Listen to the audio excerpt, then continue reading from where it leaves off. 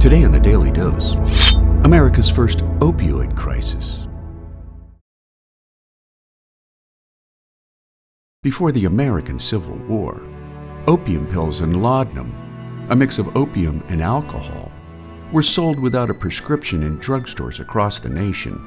But as battle injuries mounted in the early days of the war, opioid pills became one of the most essential tools in a doctor's medical bag on both sides of the conflict, leading one Confederate medical handbook to advise that opium is the one indispensable drug on the battlefield, important to the surgeon as gunpowder to the ordnance. Doctors and nurses used opium and morphine mainly to treat pain, but also to stop internal bleeding, as well as for the control of vomiting and diarrhea caused by infectious diseases, leading to a tidal wave of addicted soldiers and veterans, both during and after the war.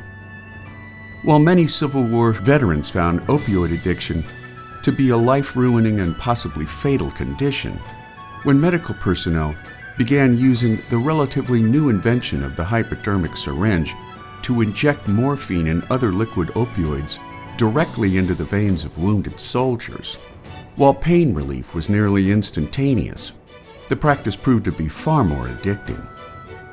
Black soldiers, on the other hand, rarely suffered from opioid addiction, primarily due to the racial disparities in medical care provided to black soldiers compared to white soldiers, leading white-addicted soldiers, quite without irony, to name the condition opium slavery.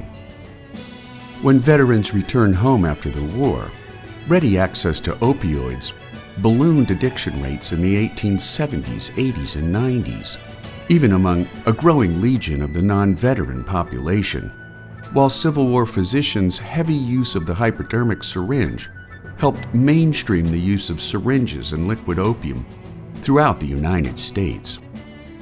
Morphine, heroin, and syringe sales became so readily available that average Americans could buy each product from the Sears and Roebuck's catalog, leading to the nation's first full-fledged opioid addiction crisis by the late 1880s, affecting 1 out of every 200 Americans by the turn of the century.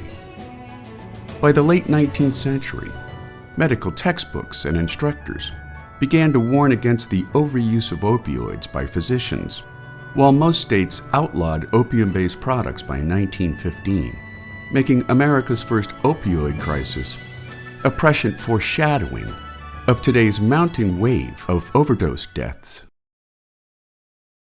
And there you have it, America's first opioid crisis. Today in the Daily Dose. Get your nerd on with the Daily Dose. And if you enjoyed today's episode, share the link with a friend or colleague so that they too can learn something new every day.